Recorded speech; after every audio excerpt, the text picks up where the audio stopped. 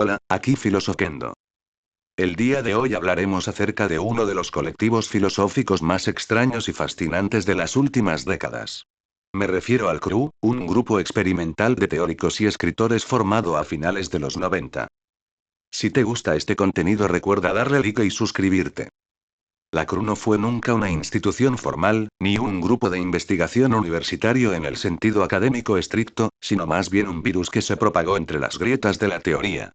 Un enjambre de voces e ideas que, durante los años 90, comenzó a destilar un tipo de escritura que mezclaba filosofía, magia, ficción especulativa, ciencia, cibernética y cultura popular. Bajo la dirección de Nick Land y Sadie Plant, pero también influenciado por Lovecraft, Deleuze y Guattari, William Gibson y el cyberpunk, la CRU inventó un género propio. La teoría ficción.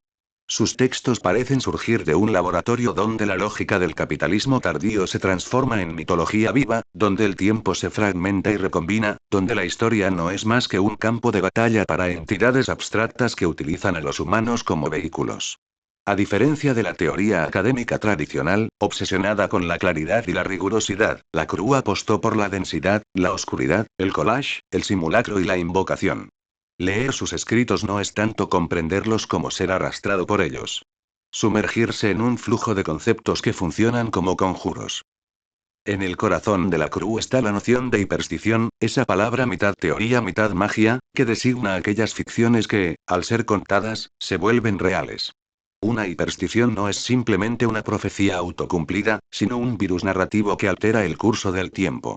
Por ejemplo, una narrativa conspirativa que comienza como ficción, pero que, a través de la creencia, termina reorganizando prácticas sociales, políticas y económicas, hasta volverse indistinguible de la realidad. El capitalismo mismo puede ser pensado como una inmensa máquina de hipersticiones. Imágenes del futuro que colonizan el presente, promesas de riqueza, de innovación tecnológica, de mundos por venir que arrastran el ahora hacia su cumplimiento. La CRU le da a este concepto un cariz casi demonológico. Las hipersticiones son entidades que se infiltran en el tiempo, que lo pliegan, que lo corrompen, que utilizan a las narrativas humanas como caballos de Troya para manifestarse. Desde esta perspectiva, el discurso académico deja de ser un análisis neutral de lo que ya existe y se convierte en una plataforma para invocar futuros posibles. Escribir teoría no es describir, es invocar. Esta visión está íntimamente ligada a otra idea central. El tecnocapitalismo como fuerza autónoma. Para la CRU, el capitalismo no es simplemente un sistema económico gestionado por humanos, sino una inteligencia no humana que se propaga a través de redes técnicas, financieras y simbólicas. Una inteligencia fría, anónima, que atraviesa a los humanos pero que no les pertenece, que utiliza sus deseos y sus miedos como combustible. Nickland llevó esta intuición hasta el extremo. La historia humana no es más que la incubadora del capital, y lo que llamamos progreso es en realidad la aceleración de un proceso por el cual la inteligencia maquínica se emancipa de la biología. De allí surge la noción de aceleracionismo. La idea de que la salida no está en resistir al capitalismo, sino en acelerarlo, en empujar sus dinámicas hasta que se vuelvan irreconocibles, hasta que den lugar a nuevas formas de vida, de subjetividad y de tiempo. La CRU recoge esta visión pero la mezcla con un arsenal de referencias mitológicas, esotéricas y narrativas. El capitalismo como demonio, como invasión alienígena, como ritual de invocación tecnológica. Sus textos no hablan de manera lineal, sino a través de fragmentos, collages, listas, diagramas, invenciones mitológicas. Uno de sus proyectos más conocidos es el numograma, una especie de mapa numerológico en el que los números del 0 al 9 se conectan en una red de portales y trayectorias. Este diagrama no pretende ser una superstición arcaica, sino un sistema esotérico tecnológico que mezcla cábala, matemáticas, teoría de sistemas y ficción. El numograma organiza el tiempo en zonas y circuitos, como si la realidad fuera un tablero de fuerzas ocultas. Aquí la CRU juega con la idea de que los números no son meras abstracciones, sino entidades que habitan y organizan el cosmos. Se trata de una especie de mitología matemática. Un intento de leer en el código numérico una escritura más profunda de la historia. Si quieres ver un vídeo en donde explore este fascinante sistema a profundidad, dímelo en los comentarios y haré una segunda parte sobre cabalismo y el numograma. A lo largo de sus escritos, la CRU desarrolla toda una mitología cibernética, poblada por entidades como los lemures, los Kagots, los Cthulhues, o el propio espectro de la máquina. Son nombres que parecen sacados de un grimorio lovecraftiano, pero que funcionan como metáforas de procesos culturales, económicos y técnicos. Lovecraft es aquí un autor central no por su literatura en sí, sino porque encarna una forma de pensar lo real como algo inhumano, como una exterioridad radical que se infiltra en el presente. La Cruz convierte a Cthulhu en una figura teórica. El capital como monstruo tentacular que emerge de las profundidades del tiempo.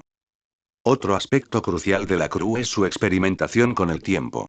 En sus textos, el tiempo no es lineal ni progresivo, sino que funciona como un campo de guerra donde distintas fuerzas luchan por imponer su cronología.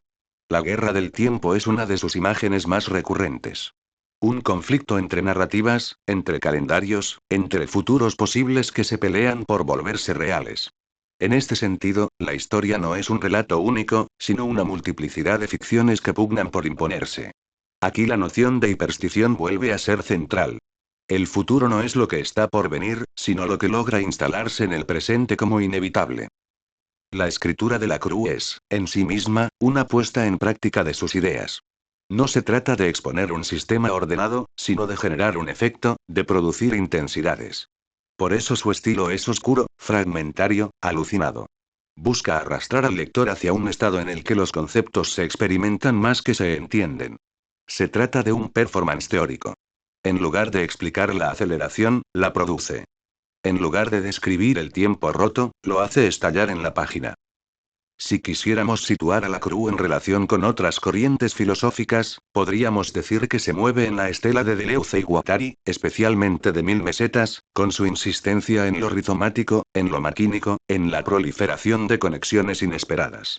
También tiene afinidades con el posmodernismo, en su rechazo a los grandes relatos unitarios, pero va más allá, porque no se queda en la crítica o el juego de signos, sino que intenta inventar nuevas mitologías operativas. La Cruz no se limita a analizar el capitalismo. Lo trata como una entidad viviente, como un egregor oscuro, como una inteligencia alienígena. En este sentido, también se conecta con corrientes esotéricas, con la magia del caos, con la tradición gnóstica. Todas ellas comparten la idea de que la realidad está habitada por fuerzas invisibles que pueden ser invocadas y manipuladas. En términos contemporáneos, la Cruz resulta inquietantemente profética.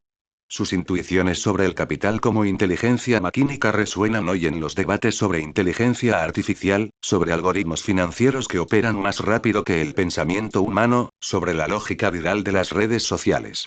Sus supersticiones encuentran paralelos en la forma en que las teorías conspirativas, los memes o las narrativas digitales producen efectos reales en la política y en la economía.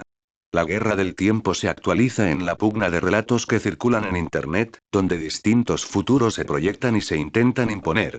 El colapso climático, la utopía tecnológica, la distopía autoritaria. Pero quizás lo más fascinante de la Cruz no sea su capacidad de anticipar fenómenos, sino su invitación a pensar de otro modo. A experimentar la teoría como un viaje, como un trance, como una práctica mágica. En un mundo saturado de discursos que buscan claridad, control y transparencia, la Cruz propone la opacidad, la multiplicidad, la invocación. No se trata de entender para dominar, sino de abrirse a lo inhumano, a lo que excede la razón. En este sentido, sus textos funcionan como espejos deformantes que nos muestran que no somos los dueños de nuestras narrativas, que el tiempo no nos pertenece, que la historia no es nuestra. El legado de la Cruz es difícil de delimitar. Por un lado, se ha convertido en un referente para debates teóricos posteriores, desde el aceleracionismo hasta ciertos enfoques en teoría cultural y estudios de medios. Por otro, ha quedado como una especie de culto subterráneo, como un mito en sí mismo, una hiperstición que sigue circulando en blogs, foros y textos académicos. La Cruz es al mismo tiempo un grupo que existió y una narrativa que se sigue reescribiendo. Quizás esa sea la mejor prueba de la potencia de sus ideas. No importa tanto lo que realmente hicieron o escribieron, sino los efectos que produjeron, las ficciones que desencadenaron, las entidades que invocaron. Al leerlos, uno se siente ante una escritura que no quiere ser comprendida en el sentido convencional, sino que quiere ser vivida. La Cruz no busca ofrecer respuestas, sino producir mutaciones en la percepción. Sus supersticiones nos invitan a pensar en las posibilidades, en los futuros que se abren, y en los mundos que podrían materializarse. En ese sentido, sus escritos son tanto un espejo del capitalismo contemporáneo como un laboratorio de futuros posibles. Y aunque puedan parecer delirantes o ininteligibles, tal vez esa sea la forma más honesta de enfrentarse a un mundo que, cada vez más, se mueve según lógicas que exceden la comprensión humana. La CRU no es un sistema cerrado, sino un conjunto de claves, de signos, de invocaciones. Al leerlos, entramos en contacto con una tradición que no es una tradición, con un pensamiento que no busca fundamento, con una filosofía que se sabe ficción.